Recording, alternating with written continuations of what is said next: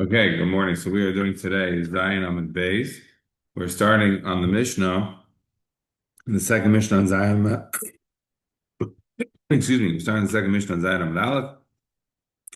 So we already discussed on previously in the first Mishnah on Zion Amud Aleph that a woman who had had kidney and steer done to her. So then we take her to the Bezdin of that place. They send her with two Adim and her husband to Yerushalayim, and now we are in Yerushalayim. Says the Mishnah, Ma'alon Isa leBeitin Hagadol Shev Yerushalayim. We already pointed out that according to Rashi and the Rambam, she needs to have the Beis Din Hagadol in Yerushalayim be involved and engaged in her process all the way through the drinking. Tez disagrees, but at least according to the Rashi and the Rambam, that seems to be the pshat. So they would take it to the Beis Din Hagadol Shev Yerushalayim. That's the Sanhedrin.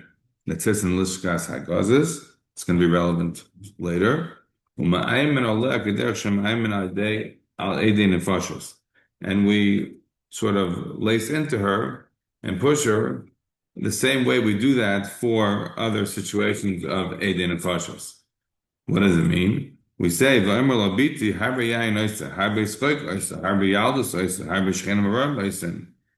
say to her, listen, we know you're a bad person. You've done a lot of bad things. You've had a lot of frivolity, joviality, and inappropriate lewdness. This is what you've done. You probably got a lot of drunk, a lot of schik, tiflis, etc., bad neighbors, all sorts of things can cause a person to go bad. You did all of this. Remember, this woman already had kine and steer done to her. So, as a result of that, we are sure that there was something that was going on, something inappropriate that was going on.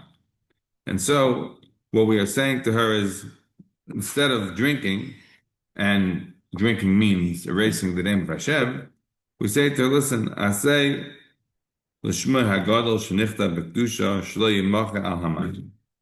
have a mercy, have a thought that at the end of the day, we have the Shem Hashem is going to be written out here to essentially cause this process to take place.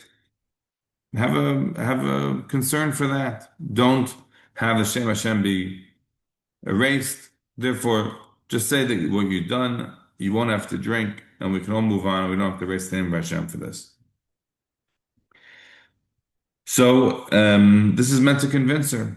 Says the Mishnah, we say things that are not worthy to hear, but essentially all of it is attempting to push her to admit that she has done this, and therefore to spare the Shem Hashem from being erased. This concern about the Shem Hashem being erased comes up in practical halacha. Enough time to really get into it now. But you see some of those people, they have a very Jewish feeling maybe, but they don't really understand halacha. And they get tattoos. People get tattoos of Yud Kei Vav Kei. So the name of Hashem to be erased, not a simple thing. When somebody wants to be Choser B'Tshuva and wants to get rid of this tattoo, what do?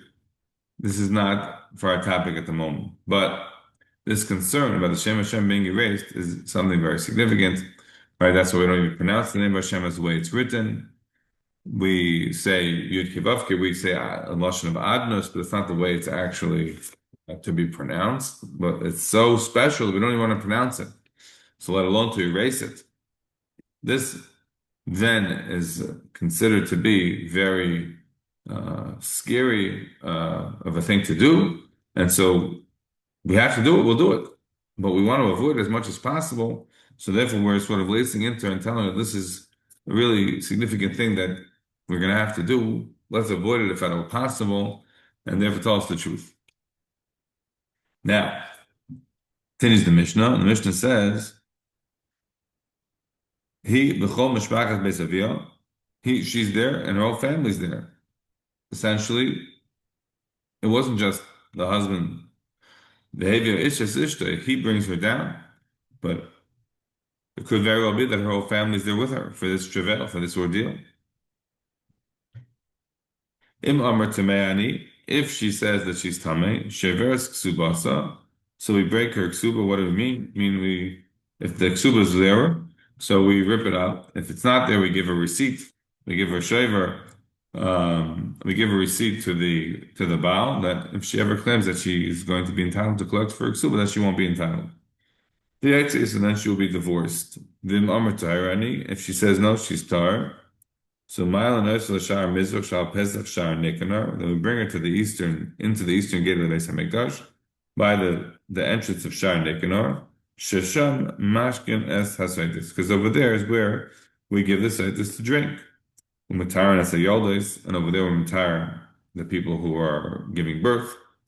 Matar and Asamitzayron, and Matar and Mitzayron.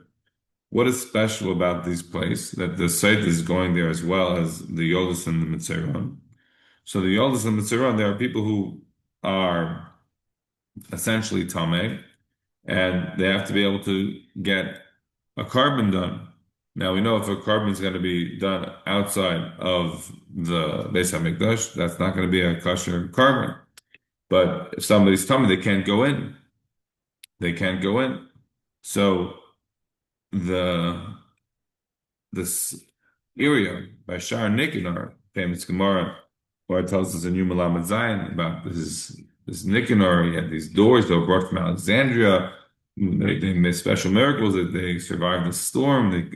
They were put up by the Beis Hamikdash, and I guess they lasted even by the times of the renovations of Herod.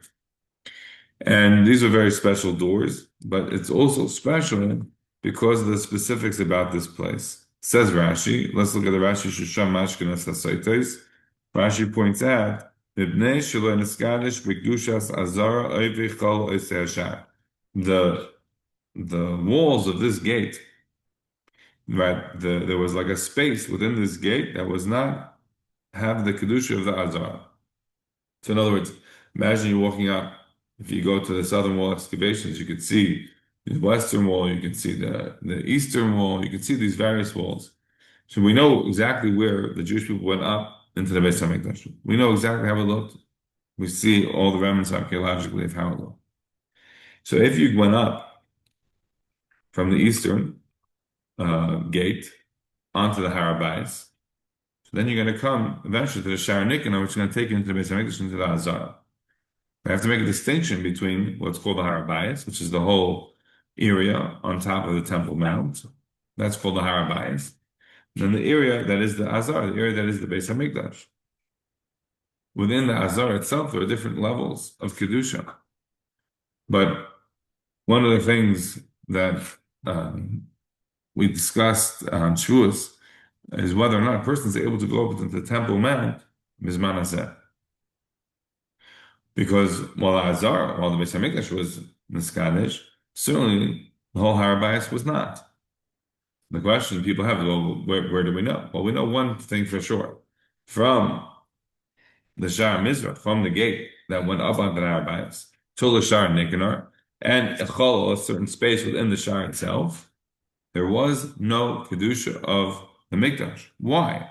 Because we needed to have a place where they can join the people who are in the Azar and the Mikdash doing the Karbanas, where it will not be considered a problem to have somebody who needs a Tara to go.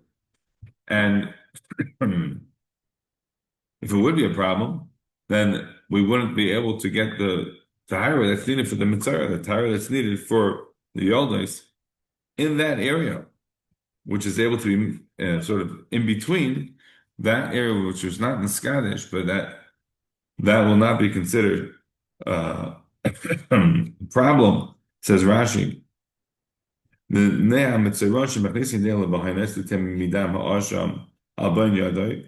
Mitzvahs, they need to get some blood from the carbon to be able to put it on their thumbs. Somebody's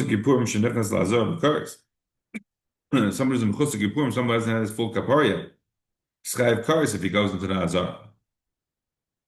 Therefore, they did not mimekanish this gate by Shar Nicanor, this halal, this space within this gate. They were not mekanish it. So that this mitzvah, this person could stand there in the space by the gate. That if the kohen is going to take out the dam ha'asham, if he's going to take it out of the azar, so then it's nifsal. Right, by the leaving, it's going to become puzzle. So he's going to have to put his finger, he's going to have to put his thumb into the halal by this gate, into the space. BS Mikzas Sharachman, and the BS Mikzas not really coming in is going to be permitted. The Kohen is not considered having left, so it's still kosher carbon. That's how you can get the mitzvah to be tar. In the same way that that space is available enough for the mitzvah to come in, it's not kosher b'glushas bias. So too, it's not a problem for the kohen to bring the dama asham over there to be able to put it onto the thumb of the mitzvah. So to that space is the place where we put the Sotah. That's considered Lifnei Hashem. It's not Lifnei Hashem in the sense that it has the full Kedusha, but it's close enough. It's juxtaposed enough. As we'll see, that's the top taste of Chesanov. I mentioned yesterday, Shisham Mashkin says Sotah, that's how you make Lifnei Hashem. And that's area by Shar Nikanor. But Moshe points out in two chuvas, in the Igros Moshe, one in the Arachayim, in Chelik Aleph, Simon Lam Tes, and then again in the Igros in Arachayim, Chelik Beis, Simon Kufi Gimel, Moshe points out the Shar Nikanor is much farther in than the Eses Nashim, and that this area, which is not being Kaddish, means that there are for sure significant areas on the Harabayas that were not Kaddish, and therefore will be permitted to walk in, even people like us who are Timei Mace. I don't want to get more into that sugya, but that is therefore significant proof from what we're saying over here is that Shasham Mashkin es hasoites from Taras Ayoldes from Taras Mitzeron. This means that this area was not Mikudash, and therefore is able and available to be gone into today, so long as we know where those places are. And the question is whether or not we do. Moshe thinks we do. Others think that maybe we do not. But what is clear is that the entirety of the Arbayas is not Mikudash with the same Kedusha as the Hazara. But Moshe actually doesn't bring down our Mishnah here inside, which would have been a good proof. He goes after Gemara in Nazir. The Gemara in Nazir is certainly a proof as well. I'm not 100% sure why Moshe did not bring down this Mishnah here in Nazir, which would seem to be a good proof as well. He brings down the Gemara Nazir Memhei. Okay. Continues the Gemara, the Mishnah. So the Mishnah tells us the Kain echas bevigda, the Kain grabs onto her clothing. Im nikru nikru, v'im niframu niframu. If it rips, it rips. Right, different types of rips. Achim galas liba until he is bearing her chest. The soiser as Saira, and he undoes her hair. Buddha says if she had a very nice chest, then leher megale. And the Farshim point out that how would they know until after they had started doing the ripping? In any event, then if she had beautiful hair, then they wouldn't unplait it. Just point out that this is all part of the Mayan process, all part of the process of making her feel devalued, and therefore, hopefully, to get out the truth from her. But one of the things I should point out is the idea of Seisei Saira, that you would unplait her hair. What is clear is that she had hair. And this is something that in the Hungarian communities, the Hungarian Hasidic communities, where they shave the woman's head, this is clearly not biblical, not Tanaitic, not anywhere from the times of Chazal whatsoever, and a much, much later source. And the reason that we know this is simply here is it was fundamentally just assumed that, of course, a woman had hair. Could be shebuva, could be not, but for sure she had hair. And therefore, unplaiting it was considered to be a big busha, and maybe would help be convincing her to admit if she had done something. The Gemara tells us in Erevin Kuf Amud Beis that one of the curses that from Chava was that they would grow their hair long, like Lilith, like the shade. However, the Gemara Nazir Chavches Amud Beis tells us that this is midvarim shebeino lebeino. If a woman would decide that she wants to make a nazir to shave her head, her husband's able to make for it because that involves him. Something he could find minuvelas, something he could find disgusting. Rashi writes in the Tshuva in the Igros Moshe and Even Ezer Chelik Aleph Siman and Tes. He's dealing with a situation there of a husband and a wife come from different communities. The wife comes from a Hasidic community where they shave their heads, and she wants to know if she can do that. And the Rashi writes, no, of course she has to take on the minig of her husband, that she does not have to do that at all. Shulchan Aruch writes that in Yoreh De'ah, Simon Kuf Beis Halacha Hey, he writes that in fact this is something that isn't to be done. Um, and the Bir Agrah points out that how did Shulchan Aruch know this? What was the source? Is actually Tosefta here in Sotah. The Tosefta in the end of Perek Beis Halacha Ches. The Tosefta says that about the difference between a man and a woman. One of the differences is that while they're both mu'taf, they both put on covering, head coverings. The man is misaperes, the man takes haircuts, he shaves, but the woman does not. The woman does not, she grows her hair long. That is the Bir Gra there in Shulchan Aruch. The source is here from the Tosefta and Sotah Perek Beis. Okay, coming back to our Mishnah. So the Mishnah continues and says, she was wearing white clothing, which I guess enhances the beauty. Then we put on black clothing. The Rambam points out that if she was wearing black clothing, which presumably was not enhancing, was mourning signs, you put on worse looking clothing, anything to again bemayim her into being admitting as to what she has done. All this is taking place before the hashkah. As you turn to pages 9 and that she was wearing sort of golden jewelry, toys. Other types of tachshit, the Rashi says that they're like sort of half a circle. They go around the neck, nizamim, taboyas, other types of nose rings and rings. We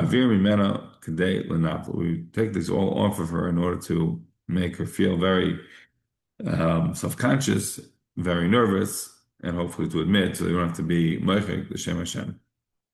Maybe chevel mitzri, then you bring some sort of Egyptian rope. First, you point out it doesn't have to be Egyptian. It's anything will be fine as well. Basically, that's there in order to make sure that her clothes don't actually fall off because there's been some rips in them. Because we tie it higher than her dadim in order to be able to keep everything on. Anybody who wants to see is invited to come see. But not her servants, and not her mishpacha. I'm sorry, not her servants, male or female. Why when they should leave a gospel? Her mishpacha is going to be there, right? As we already pointed out before. But not her male or female servants. Why when they should leave a gospel? Because she'll feel good if she sees them. She'll be comforted by their presence. The fact that Mishnah now says that all women are permitted to come see it is a bit odd because we already said so what do you mean we'll deal with that later. Shnemar, how do you know the women are permitted to come see it? Shnemar, because the pasuk says right, that the woman will be avoiding, they won't do any of this sort of lewdness. That's the Mishnah in fact the Gemara. So immediately, how do we know that you have to mile her to Beis Hagadol Yerushalayim? How do you know they have to take it to the big base in Jerusalem? They have to take it to the Sanhedrin. Maybe, as Rashi points out, we could take it to the Beis of Chav Gimel. There were two Beis of Chav Gimel that sat near the Beis Hamikdash. One sat a Pesach Hazar and one sat a Pesach Harbayis. We don't have to go to the Lishkas Hagadol. We don't have to go to Beis 71. We have Xer Shav of Torah. Ksiv HaChavasula HaKoyin Eskala Torah Azoyis. Pasuk said over here that the Kohen does this whole Torah to you might have thought that was like sort of one person, just the Kohen is doing it. No. Ksiv HaSav, we have a Pasuk in this week's Parash and Parash Sheptim.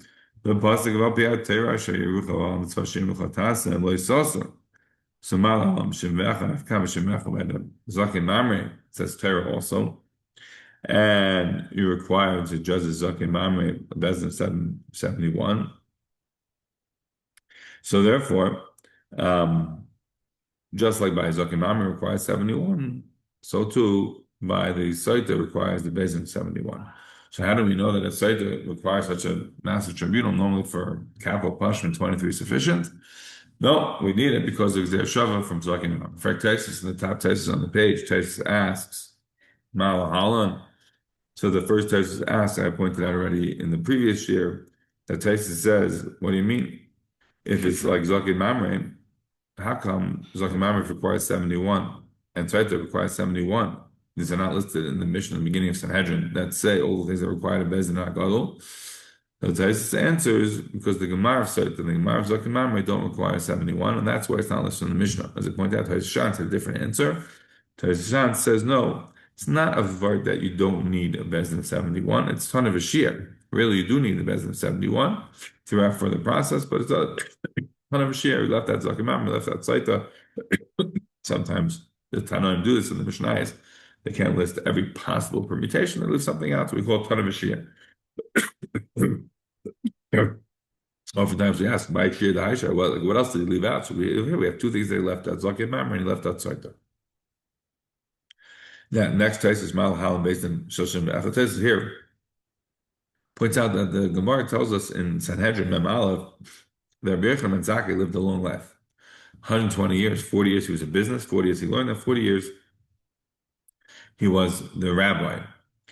And the Gemara tells us that the 40 years over there, the Gemara in Sanhedrin Mem Aleph, that 40 years before the Beis Mikdash was destroyed, the Sanhedrin moved out from the Lishkas Hagazis, they moved to the Chanos, they moved to some store. Why did they move out from the Lishkas Hagazis? Because they didn't want to don capital punishment. What do you mean they didn't want to don capital punishment? We say the Makam is Garim have to be sitting in the right place in order to be able to adjudicate. And if they didn't want to do this, so they moved. Misha Rabba Tzchanim. Right? They didn't want to adjudicate capital cases anymore.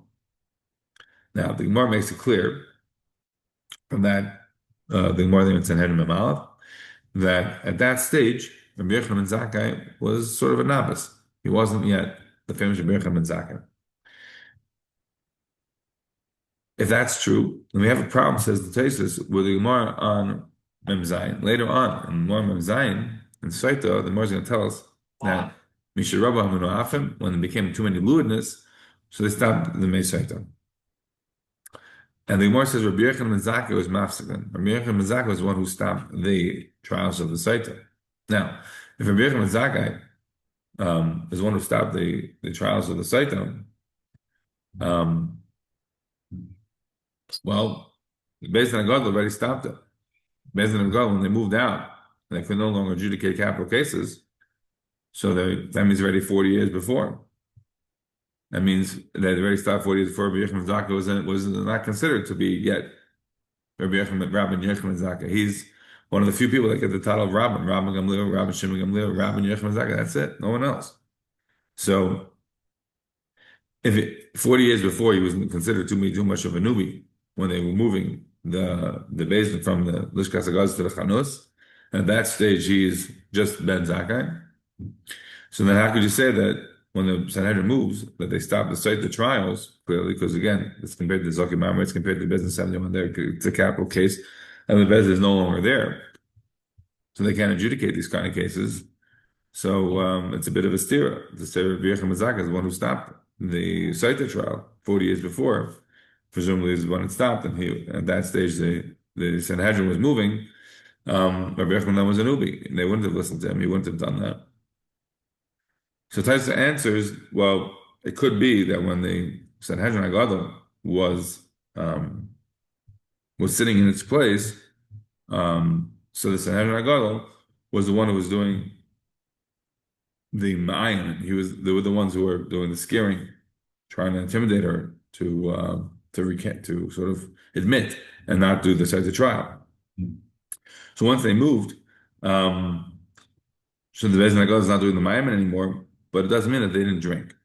So it's okay to say that Rabbi Yochanan ben Zakkai is the one who stops the drinking at some later point when he was Rabbi Yochanan ben Zakkai. But the ma'ayin, that would stop when the Beis Din HaGadol moved. This fits very well according to Shitas Tosfos, that the Beis Din HaGadol is only needed for the ma'ayin, is only needed for one part of the process, but not the actual hashkol. Because if it was the actual hashkol that you need the Beis Din HaGadol to do, and they're not doing it, once they move, then you would have had a problem. But according to Tosfos, it fits that well, because according to Tosfos, again, the Beis Din HaGadol doesn't do the Gemara of Sotah, only the first part, which is the ma'ayin. That's a beautiful proof in Shitas Tosfos. But I should just mention there is a problem with this understanding of the chronology. I don't have an answer to it. We're not exactly 100% sure about Rabbi Yochanan ben Zakkai's career. We do know, again, that it seems to have had a career of 120 years, like Moshe Rabbeinu, like Rabbi Akiva. or Rabbi Kiva also was Amaris for 40 years. 40 years he learned, and 40 years he taught. Rabbi Horkin is also similar, but not the years are not exactly the same. But what we see in the Gemara, it tells us in Yuma, test, the Gemara says that Mem Shana, before the destruction of Hamikdash, already there were problems. The Lashon Shal Zaharis wasn't Malbin. The signs that they had a kapar in Yom Kippur were not working. And one of the things that happened was that the Altus Heichal would constantly be opening. And so Rabbi Yochanan Mezakeh was Garban and said, Yedani, I know you're going to be destroyed, but at least keep shut. So you see, he's already Rabbi Yochanan Mezakeh 40 years before. You see, he's already the one to tell the Dalsas Heichal to shut. So it sounds like even 40 years before, you already had a decent career going. So not 100% clear how you make these Gemaras work, but we'll have to leave that for another time. All right, so at this stage of the Gemara, we now know why you need the Beis Nagadol for at least part of the process of the Sotah. Again, according to Rashi and the Rambam, and two, including the Hashka, according to Taisus, at least for the Ma'ayim. Says the Gemara, Ma'ayim aleh, so we scare her. Says the Gemara, Ba'asku Stira. We know that the Sefta tells us, the same way we scared that you shouldn't drink. Our mission only says that we scared not to drink, right? Not to be Merchel to Shem Hashem, to admit that she had done something already. But in the Sefta, it says that with the same way we're Ma'ayim her not to drink, we also Ma'ayim her to drink. So which one is it? So it says the Gemara like this. We say to her, Biti in Barla, Hadavar, Shita if you're so clear that you are in fact Tahira. So Amdi al Barya, so stand on your principles. Vishasi and drink. You know what the Mayim Morim are? They're nothing. It's just like you take a poison, right, which is dry. You put it on a piece of flesh. You're going to do anything? No, it's nothing. If there's a maka there, so then then it's going to cause problems. If there's an open wound, but if there's no maka there, it's just nice skin. It's closed up. There's no problem. So he's putting this sort of a dry poison is not going to do anything. It's only going to, if it gets into the skin, how's it going to get into the skin? Only if there's an open wound, a sore, a cut. So therefore, we tell her not to worry about it. Drinking is fine. So how does this work? Are we scaring her to drink, or are we scaring her not to drink? Says the Gemara like Kash. It's not a steer kan Megillah. It depends if there was already a Megillah or not that was erased with the Shem Hashem. Before the Megillah was erased with the Shem Hashem, so we're ripping her clothing and we're uncleaning her hair and we're telling her that Dam should like that was Shaiman, and we're telling her that you're probably a guilty person because of you're doing mice and nairis and you're doing inappropriate things, etc., etc. Just admit, don't make the name of Hashem be erased. That's all prior to the name of Hashem being put into the water and being erased. But once it's already erased, then we don't want to be a Chal Hashem that was wasted for nothing. No, then you must drink. And we tell her it's a nothing. This drinking is not a big deal. It's not going to do anything to you. Don't worry about it. Because we want her to drink. Ultimately, she has the option to say no, but fundamentally, we want her to drink because we already wasted, as it were, the name of Hashem and erased it. Now it has to be utilized for the purpose that it was done. All right, continues the Gemara. So that answers up our stira. And now we have one additional Gemara. Says the Gemara as follows. Tana Rabbana. We tell her words of Haggadah and things that happened in the earliest times, in the earliest chronicles. I think of this as really two separate things. We say to her things of Haggadah. We know the Marchagi Yudal tells us that Haggadah is Mapshich B'Leiv. So we tell her sort of Musar and the like to try to, again, before in the name of Hashem is erased, to try to convince her to admit. And among the stories that we're going to tell her is Ma'aseh Shir B'Ksum Hashem, stories that people admitted in the first in the first days. What are the examples the Gemara gives? We have a pasuk tells us in Yov, right, that the forefathers admitted that they didn't deny. What is the example of that? Yehuda admitted and he wasn't ashamed. What was the end of Yehuda? Right, he got Reuben admitted what he had done. Nice of Bilam. My Sefer Nachal Chaim Abayi again also inherited the life of Haba. Says him Maskaron. What was the schar of Reuven and Yehuda? Says him, what do you mean Maskaron? We just told you. They got Alam Haba. No, says him Maskaron Alam Haza. What was the schar of Alam Haza? This is a fundamental point. The Torah never mentions Alam Haba. The Torah is very this worldly, right? Shemaya. If you listen, then you're going to get a good parnasa. You're going to have a good life. If you don't listen, then Chas Shalom the opposite. It's all about Alam Haza. All these parshas here in the bottom. No, nothing's talking about Alam Haba. It's Pasha. But the Torah is telling us if you do appropriate things, Hashem's going to reward you here in this world with a good life, and if not, Chas Shalom the other way.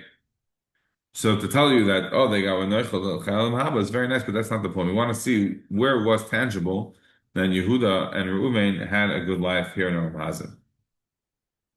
The more continues, reading on the further from the pasuk there in Erev, Lahem Levadim Nidna Aretz, V'loi Avar Zar B'Seichom. Right, to them alone was given the land, and no Zar went, and no stranger went in between them. So, exactly when this takes place, Taisus says, "Whatever Zar B'Seichom," Taisus brings down from the Rashbam, the Reeb, Hashem the Rashbam. And that was in the Chalukah B'Cheskel. Reuven and Yehuda are Shchenim. Right, Reuven's on the other side of the Yarden. Rashi says from the Tanchuma, when Moshe comes to bench them, right? Moshe benches. So this is two different periods, but according to the way Rashi's learning, if you look at the Bracha at the beginning, it says so nobody goes in between them. That's the connection between Reuven and Yehuda.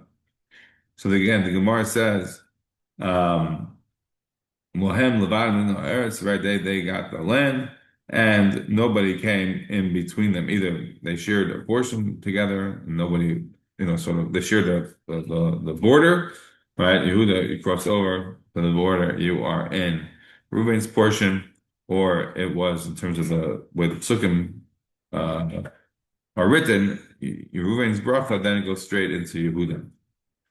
Yeah. So the Gemara continues, Bishlam Yehuda Ashkan the idea. I understand that by Yehuda, I find out that he admitted. Why? The Yehuda the Pasuk tells us that Yehuda recognized the Lumiach Chesed Samsim Mata Elah, and he said, oh, right, Yehuda says, right, Yehuda many, right? Yehuda says she's right, she's correct. So Yehuda admits. But El Reuven Minolam the idea. So how do you know Reuven admitted? That we don't see anywhere. So the pasuk tells us by Yehuda clearly that he admitted. But by Reuven it doesn't mention anything clearly. So the more said like this: Damar Rishwan Akwan Rabbi Yonasan or Rabbi Yechanan, right? That might have said, what does it mean that Reuven is going to live, not die? Then we go straight to Yehuda. What is this telling me? When Yehuda, when the Jews were traveling in the desert, the bones of Yehuda were rattling along in his arm. Until Moshe Rabbeinu dam harachamim that Yehuda's bones should stop rattling around. He said, so what caused Reuven that he should be Maida? Yehuda. What caused Reuven to be Maida that he had done something? Yehuda caused it. V'zayis Yehuda. And as the pasuk says, V'zayis Yehuda. So, right, again, if you look there in Zayis Bracha, so the connection between Yehuda and Reuven is what caused Reuven to be Maida? Yehuda. That's why it says V'zayis Yehuda. Miyad Shema Hashem called Yehuda Ba'alamoy to Liyana. So the pasuk tells us that Hashem heard the cry of Yehuda.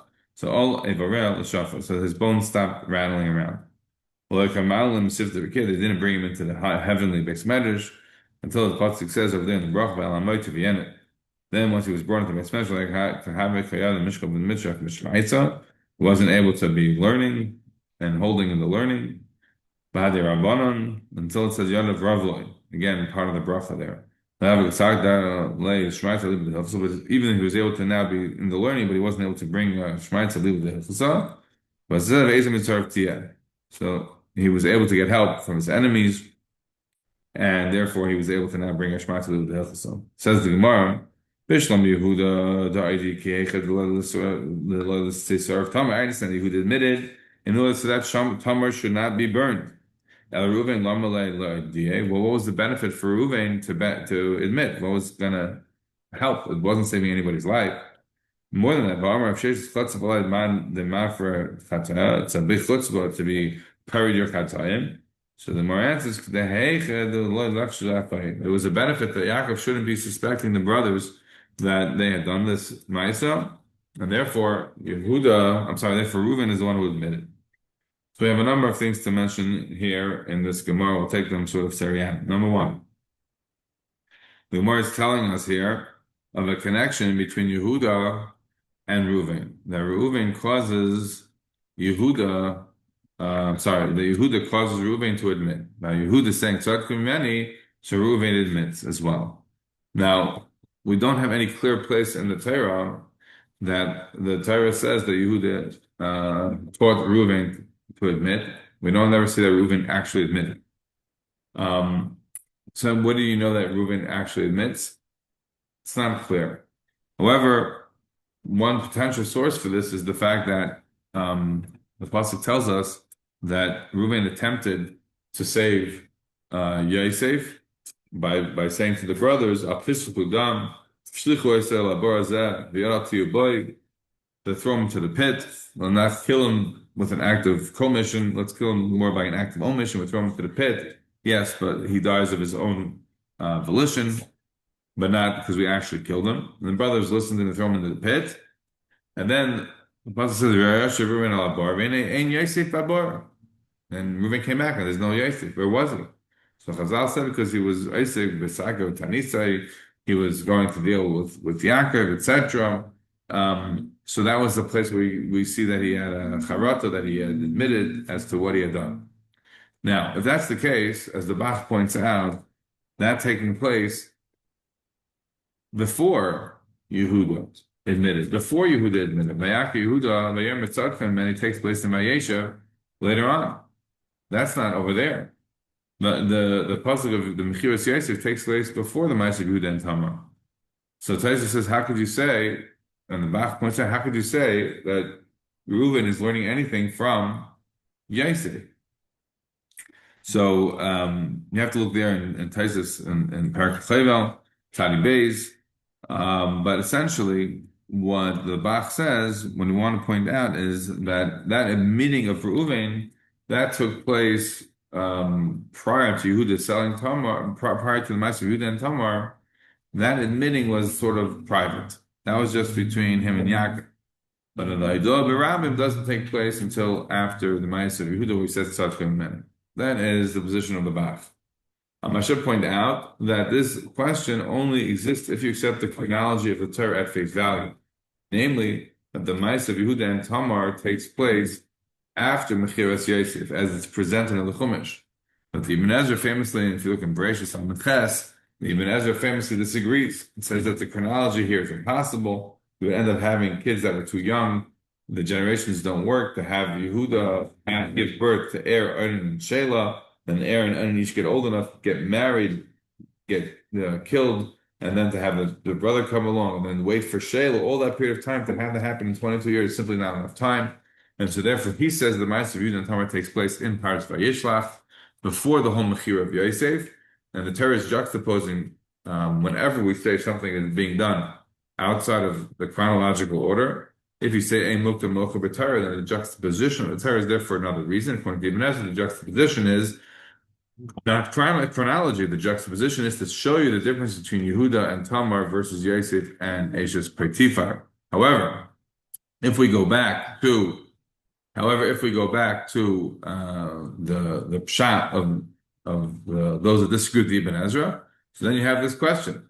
But if you go with the pshat of the Ibn Ezra that says that chronologically it's out of order, the Ma'aseh of Yehuda and Tamar took place before, in Paras Vayishlach, before Mechiras Yosef, then you can well understand why Reuven is learning from Yehuda according to the Gemara here. You don't have to say, well, it's done privately or whatever. And I wouldn't even say that you learned it from Chazal says that it goes with Saki with Tanisa. You can say after the whole mice that he had done with Bilah, whatever that was, how terrible it was, he nevertheless is trying to save Yosef.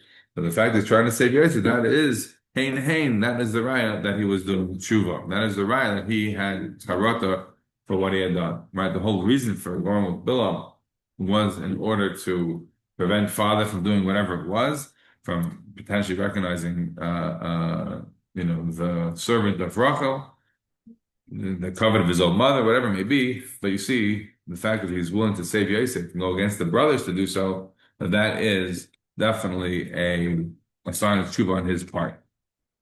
Another point to point out over here is that Chazal, the Gemara Shabbos tells us on Hey, maybe Omer, that Reuben thought that in El Toyad, but over here the Rambam makes clear that we do, and that's why the Gemara and the Megillah say that the Ma'aser Reuben is Nik of Women Paragim. But over here, as the Rambam points out, when we're telling her the Ma'aser Reuven, we are telling her as a matter of pshat. We are telling her the Ma'aser Reuven as a matter of pshat. That Reuven Meishka Vilas Pelegish Aviv, we are telling it to her as a matter of pshat. Here is not the question, even though we're in public, even though there's a lot of people around, we are saying over that Ma'aser as a matter of pshat. I should point out the Miri, the Rambam, they add in also the Ma'aser not just of Yehuda and Tamar, but the Ma'aser of Amnon and Tamar. And some of the first point out, like, why would the Ma'aser of Amnon and Tamar be relevant? That's not a situation of admitting. That's not a situation where any admitting was taking place. Why we don't mention here the Ma'aser of David and Bathsheba, I don't know. That would seemingly be a situation of admitting as well, where that is the highlight perhaps of the low life of David's life, but certainly the highlight for us of reading of Shmuel, seeing what David was able to do, the superhuman effort that it takes to be able to admit a wrong. And to have that being written out for posterity is an unbelievable act of courage, and one which again the more and the Bracha Slamadal explains to us why they Machlok is there, but one opinion why the Baal Shuvas are even greater than Tzaddikim. I should point out once you're on that Gemara, then Baruch Hashem Dal, the Gemara here at the end, the last line of the Gemara tells us Bamar of Sheshis Tatzif Alai, the Mafred Chatoa, so it's a chutzpah to be Mafred your Chatoim. It is literally the exact same lotion as the Gemara in the end of Baruch Hashem Dal, where Kahana says Tatzif Alai man the Mefarish Chatoa. So instead of Mafred, it's Mefarish, but almost exactly the same lotion. Look in the Rambam, Hilchos Shuv, Paragraph Halacha Hey. The Rambam tries to make a distinction between being over on Chatam of Meron Chaver versus Meron L'Mokem. As I already mentioned yesterday, the Meron L'Mokem Averis are more significant than the Meron Chaver Averis in people's minds, but it's not true. The Meron Chaver Averis are more significant than the Meron L'Mokem Averis, and therefore, in Kippur, you can't get you can only get kapar for Meron L'Mokem Averis, but not for Meron Chaver Averis. And therefore, from the Shita of the Rambam, when it comes to Meron L'Chavera, you're allowed to be mefarad those katam in public. But Meron L'Mokim, that is inappropriate. So the more over here is asking, how could we be, sort of looking at Reuven as a great example of being, parried your chait and admitting your chait in public? And again, this is not a situation like Yehuda where it was like to save somebody's life. We're asking on Reuven, which was not to save anybody. So then it sounds like it's a chutzpah to be parried your chait publicly, to mefarish your chait publicly. Now the Gemara is answering because of the fact that there was a potentially a situation where we would have suspected the chesed b'shem like Gufa, the Gemara tells about in Mamtzia. So as a result of that, that's why we wanted it to be admitted publicly. Just one last point to mention is that this whole Gemara is predicated on an idea that there's a Sifta de Rikia. As I pointed out before, the Gemara Brachos Yud Zayin, Gemara Brachos Yud Ches Amud Beis, tells us different versions of what it's like in heaven. I make the joke, I think I made the joke then, like, is there baseball in heaven? Is there Torah in heaven? Is there learning in heaven? How does heaven look? So the Gemara there in Brachos Yud Zayin tells us that tzaddikim are sitting it's a sort of intellectual, spiritual kind of a place where essentially you're just feasting intellectually and spiritually on the idea of existence, on the idea of God's existence, on the idea of the world's existence. That's enough. Space and time a final immersion to one in a way that you can appreciate. And so that at such a level, that's why you're really enjoying it yourself. However, there's another version of the Gemara, and that is this idea of it being a base medrash in heaven, and you're learning all day, but that there's a shear. The Gemara in Baruch Ches and Beis told us that Levi wasn't able to get into the shear until Shmuel, pushed him in because he had not maybe behaved appropriately with Rabbi Afa, so a whole thing over there. But over here as well, we see Yehuda's not able to get into the shir. And once you get this shir, he doesn't understand. He can't be fighting, the follow and learning, the Shmaitza. All this is about learning, learning, learning. We see that this kind of vision also in Chazal, that the Anhav is envisioned as sort of like a place of the base management where everyone's learning.